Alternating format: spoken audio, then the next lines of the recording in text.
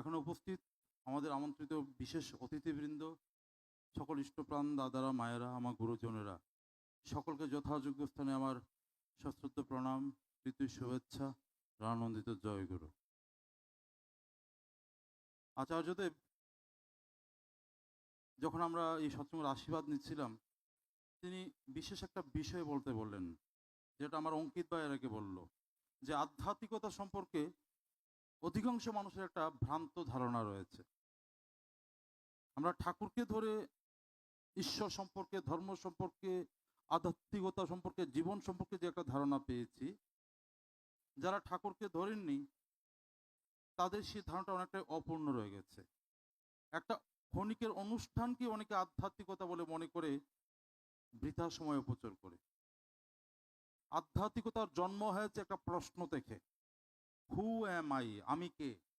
এই আমিকে খোঁজার তাড়নাতেই আধ্যাত্মিকতার সৃষ্টি হয়েছে। মনোবিজ্ঞানীরা এর একটা সহজ উত্তর দিলেন, বললেন আমি যা বিশ্বাস করি আমি সেটাই, আপনি যা বিশ্বাস করেন আপনি সেটাই। নেপোলিয়ন মানে একজন পাশ্চাত্যের বিখ্যাত দার্শনিক, তিনি বলছেন whatever your mind can conceive and believe you can achieve it. আমার মন যা বিশ্বাস করে আমার জীবনে সেটা প্রাপ্তি হয়।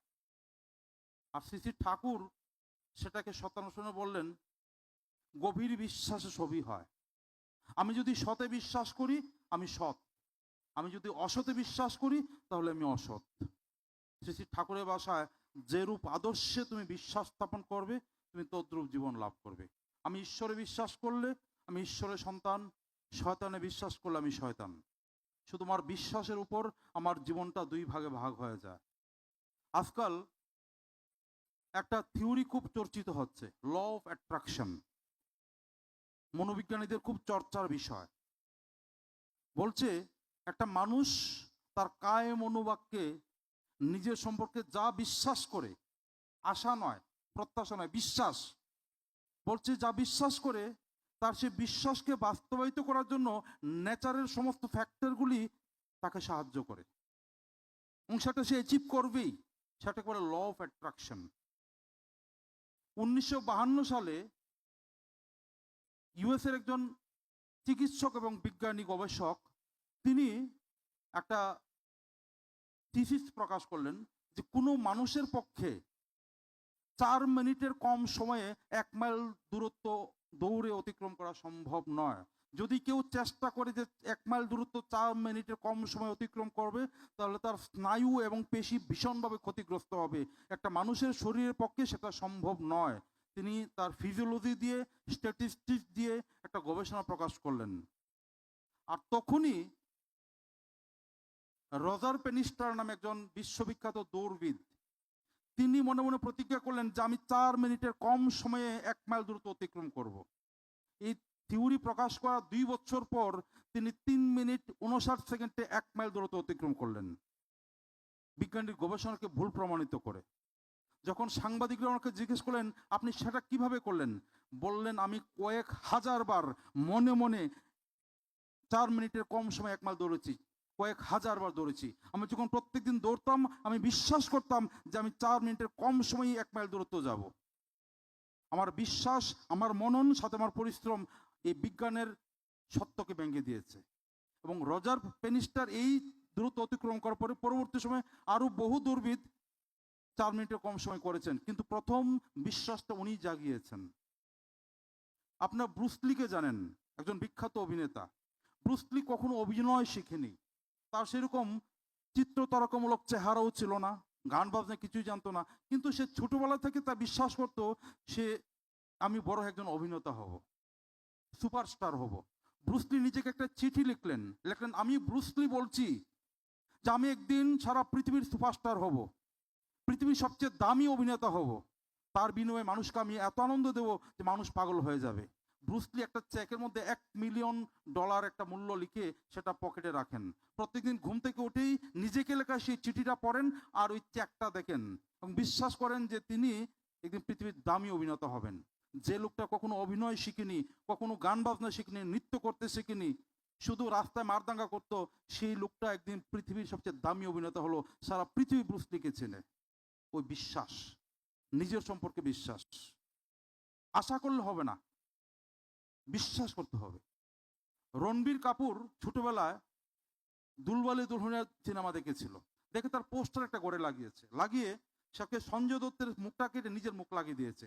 ঘুম থেকে উঠে প্রত্যেকদিন সারা দিকে তাকিয়ে দেখতো, আর দেখতো যে আমি বড় হয়ে একজন সুপারস্টার হব। সে তার নিজের আত্মজীবনীতে লিখেছে। বিশ্বাস করেছিল। এই বিশ্বাসের উপর নির্ভর করেই এডমন্ড হিলারি হিমালয় জয় করেছিল। এর আগে কেউ বিশ্বাসই করতে পারেনি। যখন এডমন্ড হিলারি সে বিশ্বাস জাগিয়ে দিয়েছে, তারপর বহু মানুষ হিমালয় জয় করেছে। এই বিশ্বাসের উপর জয় করে সচিন তেন্ডুলকর 100টার উপর সেঞ্চুরি করেছে। এর আগে কেউ বিশ্বাসই করতে পারেনি, এখন করবে। এই বিশ্বাস এবং ঠাকুরের সাথে আমাদের সম্পর্কটা সম্পূর্ণ বিশ্বাসের উপর। আমি যখন 3-4 বছর আগে ওটিতে কাজ করছি, আমার এক সহকর্মী, একজন অর্থোপেডিক সার্জন, নাম বলছি না, তিনি যখন ঠাকুরের কথা বলছি, উনি বলছেন, আমার একটা উত্তর দাও তো ভাই। বলে কি? বলে তুমি তো শ্রী শ্রী ঠাকুর অনুকূল চন্দ্রকে দেখোনি। বলে না, দেখি না। তাহলে যে লোকটাকে তুমি দেখোনি, জানোনি, কথা বলোনি, সেই যে ঠাকুর, সেই যে ঈশ্বর, তুমি জানো কিভাবে?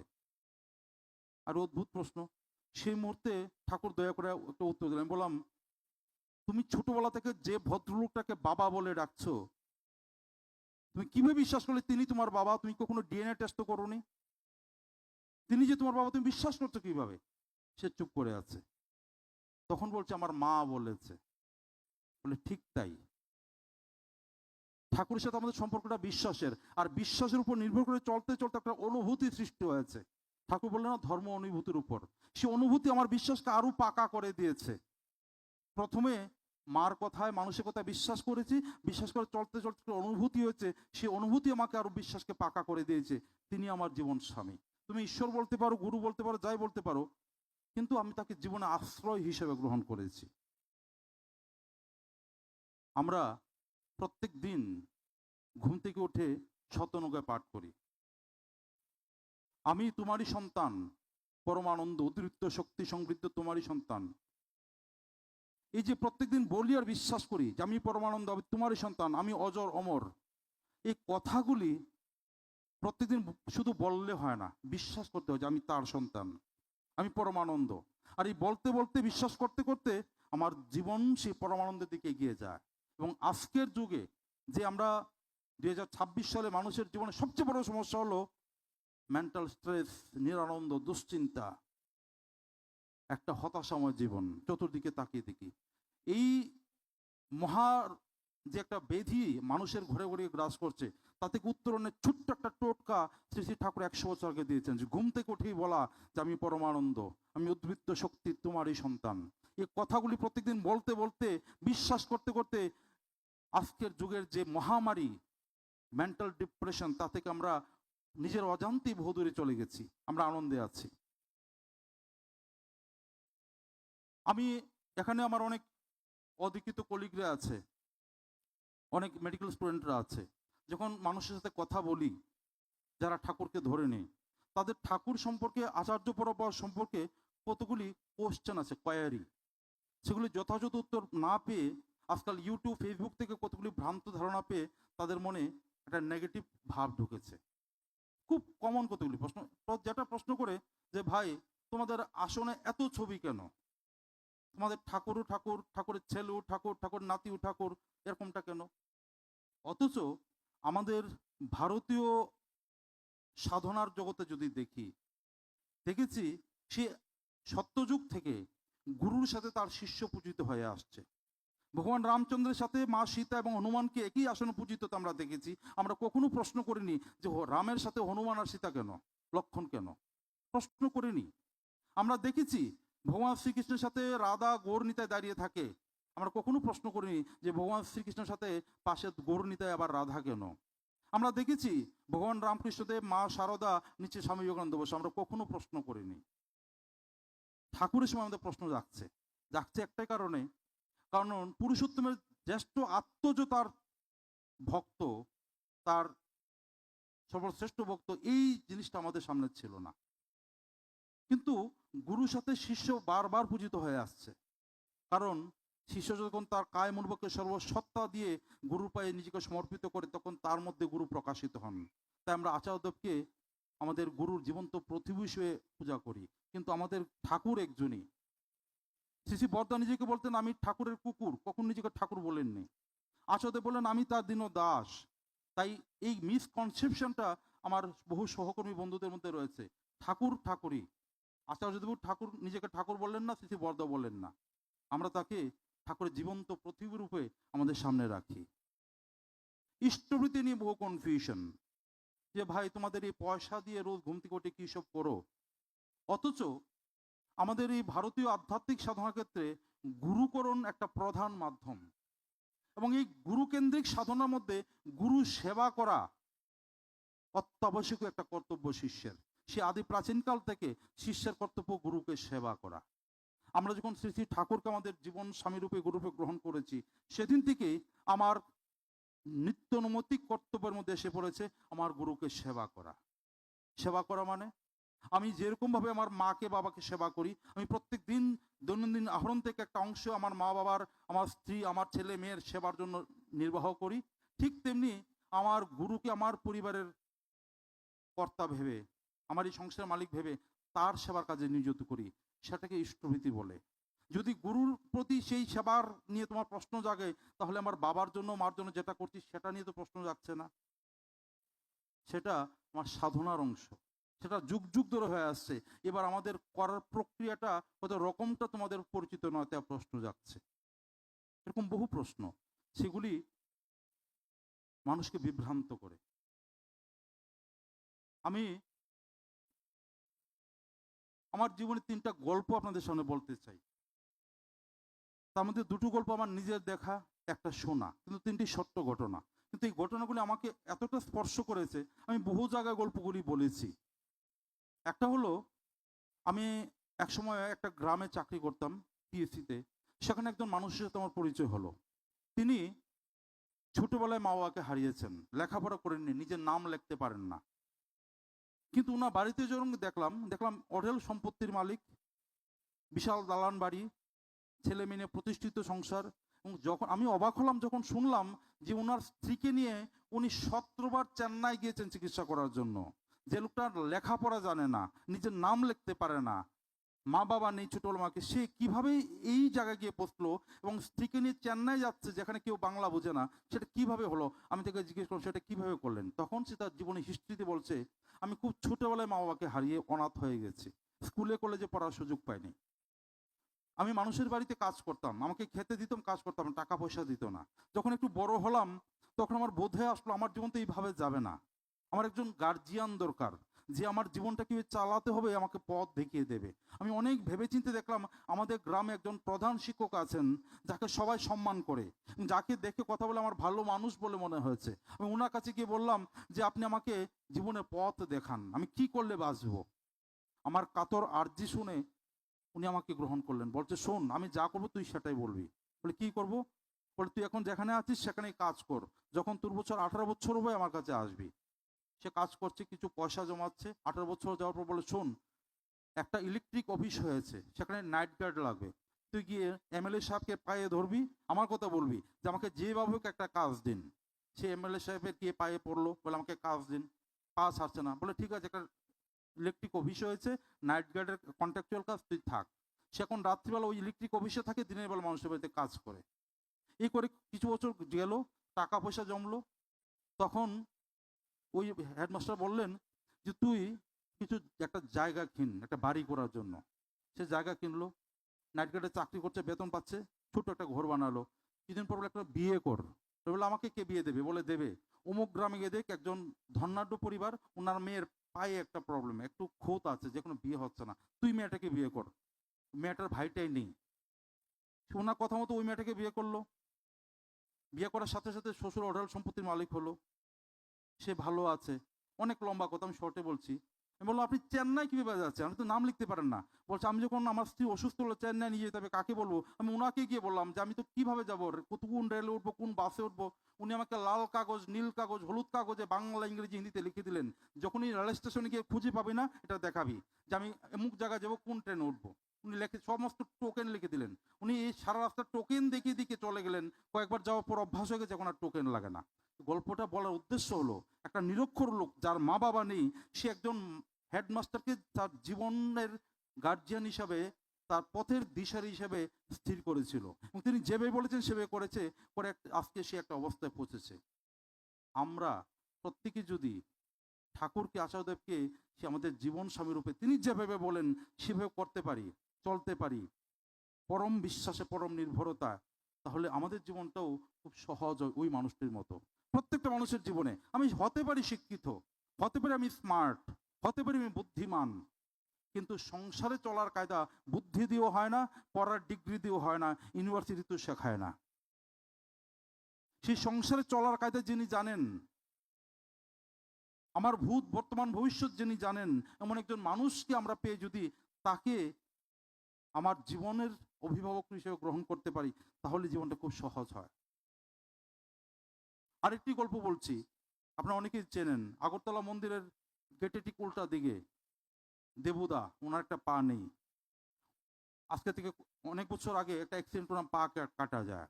যখন ওনার সার্জারি করে পাটা কাটা হয়েছে, আমি হাসপাতালে দেখতে গেলাম। বললাম, দেবুদা কেমন আছেন? একগাল হেসে বলছে, দাদা খুব ভালো আছি, ঠাকুরদের জীবনটা বেঁচে গেছে।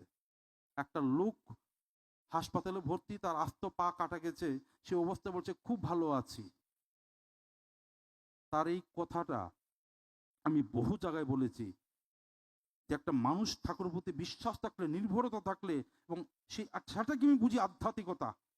এমন অবস্থায় জীবন খুব ভালো আছি বলতে হলে মনের জোর লাগে, বিশ্বাস লাগে, নির্ভরতা লাগে। আমরা ঠাকুরকে ধরে এই নির্ভরতাটুকু পেয়েছি। ঠাকুরকে যখন জিজ্ঞেস করো, ঠাকুর শান্তি কোথায় পাবো? বলে, শান্তি মানে কি? চুপ করে আছে। বলছে, শান্তি মানে তা নয় যে তোমার জীবনে নিরবিচ্ছিন্ন সুখ থাকবে, নিরবিচ্ছিন্ন আনন্দ থাকবে। মানুষ নিয়ে জন্মেছ, তোমার জীবনে দুঃখ, কষ্ট, যন্ত্রণা, বাধা বিপত্তি আসবেই। শান্তি মানে দুঃখে বিহ্বল হয়ে নিজেকে নিমজ্জিত না করে দেওয়া, আর আনন্দে উদ্বেলিত হয়ে লাগাম ছাড়া না হওয়া। সুখ এবং দুঃখ দুই অবস্থাতে মনে হয় যে সাম্যতা, সেটাকে শান্তি বলে। সেটা কারো সহজ করে বললেন, যে একটা টেবিলের উপর আমি কতগুলি খোলা কাগজ রেখে দিলাম, হঠাৎ করে দমকা হাওয়া আসলো, সেই কাগজ কোথায় কোথায় উড়ে চলে গেল। কিন্তু যদি পেপার ওয়েট রেখে দিই, ভারী পাথর রেখে দিই, যতই বাতাস আসুক, সেই কাগজগুলি পাথরের নিচে কিছুক্ষণ ছটফট করবে, যখন বাতাস থেমে যাবে শান্ত সমাহিত পড়ে থাকবে। ঠাকুর বলছেন, আমাদের জীবনে সেরকম ঝড় আসে, প্রবৃত্তির ঝড়, কর্মফলের ঝড়, প্রারব্ধের ঝড়। সেই ঝড়গুলি আমাদের জীবনকে কোথায় ছিটিয়ে নিয়ে যেতে পারে। কিন্তু মাথায় যদি সেই পেপার ওয়েট টুপি গুরুর ভর থাকে, আচার্যের ভর থাকে, আমি যদি তাকে মাথায় ধারণ করি, সেই ঝড়গুলি আমাকে সাময়িক বিচলিত করতে পারে, কিন্তু যখন সময় চলে যায় আমি আবার সেই জীবনের গতিপথে নিরবিচ্ছিন্নভাবে চলতে থাকি। সেটাই শান্তি। তাই শান্তি যদি পেতে হয়, মাথায় সেই গুরুরূপী ভার গ্রহণ করতে হবে। আমার মাথায় গুরুর ভর নেই, তাহলে কিন্তু আমার জীবন টলমল, কখনো শান্তিতে থাকা যাবে না। শেষের গল্পটা বলে শেষ করছি, আর 10 মিনিট আছে। দেওঘরে একদিন শীতকাল শেষের পথে, তখন একটা দম্পতি আসলেন, দুইজনে উচ্চশিক্ষিত, কোন একটা কলেজে পড়ান, তাদের জীবনে যৌবন শেষ হয়ে প্রৌঢ়ে পড়েছেন। এসে বলছেন যে আমাদের জীবন অধিকাংশ সময় আমরা ঝগড়াঝাটি করে কাটিয়েছি, অ্যাডজাস্ট করে কাটিয়েছি। এখন ছেলে মেয়ে বিয়ে দিয়েছি, প্রতিষ্ঠিত হয়েছে, আমাদের জীবন নির্ঝঞ্ঝাট, এখন আর অ্যাডজাস্ট করতে চাই না। আমরা এখন সিদ্ধান্ত নিয়েছি আমরা ডাইভোর্স নেব, সেপারেট হয়ে যাব। আচার্যদেব এই কথাটা শুনে খুব মন খারাপ করলেন, চুপ করে গেলেন। তারপর বলছেন, আপনারা তো সিদ্ধান্ত নিয়েই ফেলেছেন ডাইভোর্স নেবেন, আমার কিছু বলার নেই। আমার শুধু একটা ছোট্ট রিকোয়েস্ট আপনাদের কাছে। বলে, বলুন। বলে, রাখবেন তো? বলে, রাখবো। তখন এই মাটিকে বলছেন, আপনার গলায় যে মাফলারটা আছে সেটা আপনার স্বামীর গলায় ঝুলিয়ে একবার আমার সামনে সাষ্টাঙ্গে প্রণাম করুন। এই কথাটা বলতেই সে মাটি একটু জোরো শুরু হয়ে গেল। দুজন উচ্চশিক্ষিত, খুব সমবয়সী, হাই স্ট্যাটাসের লোক, স্বামীকে যে প্রণাম করতে তাদের কালচারে নেই। উচ্চশিক্ষিত মানুষদের মধ্যে হয় হাই হ্যালো বন্ধুত্ব, প্রণাম করা কালচার নেই।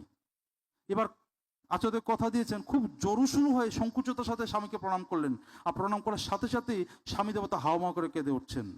কাঁদতে কাঁদতে বলছেন, দাদা আমি যখন আমার বন্ধু বান্ধবের বাড়ি থেকে দেখি তাদের স্ত্রী স্বামীকে বেশ শ্রদ্ধা করে, আর ঘরে এসে আমার স্ত্রীর মধ্যে সেই সামান্য শ্রদ্ধাটুকু পাই না, তখন আমার বুকের ভেতরটা হাহাকার করে। আর শুধু এই কারণেই আমার জীবনে সমস্যা হচ্ছে। তিনি ক্ষমা করে কাঁদছেন, ওনার কান্না দেখে স্ত্রীও কাঁদছে, সবাই কাঁদছে। এই ছোট্ট একটা ট্রিক্স, পরবর্তী সময় খোঁজ নিয়ে জানা গেল ওদের ডাইভোর্স হয়নি। ওদের সমস্যার যে কারণটুকু, মনোবৈজ্ঞানিক যে ত্রুটিটা ছিল, আচ্ছা তবে ঠিক করে দিলেন। এই গল্পটা বলার উদ্দেশ্য হলো, আমরা ডাক্তার হতে পারি, ইঞ্জিনিয়ার হতে পারি, উচ্চশিক্ষিত হতে পারি, কিন্তু আমাদের মনের যে গ্রন্থিগুলি, প্রবৃত্তির মোচড়গুলি, সেগুলি এই ডিগ্রি দিয়ে, উচ্চশিক্ষা দিয়ে, বুদ্ধি দিয়ে দূর করা যায় না। তার জন্য ওই আচার্য একজন প্রয়োজন, যিনি সামান্য মোচড় দিয়ে আমার জীবনটার গতিটাকে পাল্টে দিতে পারেন। তাহলে জীবনটা খুব সুন্দর হয়, সহজ হয়, আনন্দের হয়। জীবনে বহু অনাকাঙ্ক্ষিত বিপদ থেকে রক্ষা পেয়ে আমরা জীবনটা উদযাপন করতে পারি প্রতি মুহূর্তে। আমরা সবাই জীবন উদযাপন করতে এসেছি, আনন্দে থাকতে এসেছি। আনন্দ থাকাটাই ধর্ম। তবে ওই যে আমার অঙ্কিত ভাই বললো, শুধু নিজের আনন্দ নয়, সবাইকে নিয়ে আনন্দ থাকা। ঠাকুরকে ধরে আমরা সবাই এই জীবন উদযাপনের দিকে এগিয়ে যাই, সবাই আনন্দে থাকি, সুস্থ থাকি। এই প্রার্থনার আলোচনা এখনই রাখছি। জয় গুরু। একটি ঘোষণা, পরম পূজ্য শ্রী শ্রী আচার্যদেব আমাদের সৎসঙ্গ বিহার আগরতলার নতুন যে মন্দির প্রস্তাবনা হয়েছে, সেই মন্দির আশীর্বাদ করেছেন। সেই মন্দিরের কনস্ট্রাকশনের কাজ অচিরেই শুরু হবে। মন্দির কর্তৃপক্ষ আমাকে অনুরোধ করেছেন আপনাদের বলার জন্য, আপনারা সবাই সেই মন্দিরের কাজে সহযোগিতা করবেন। আচার্যদেবের ইচ্ছাকে বাস্তবায়িত করার জন্য আপনারা যথাসাধ্য, আপনারা যথা সর্বস্ব দিয়ে সে কাজে লিপ্ত হবেন। জয় গুরু। জয় গুরু।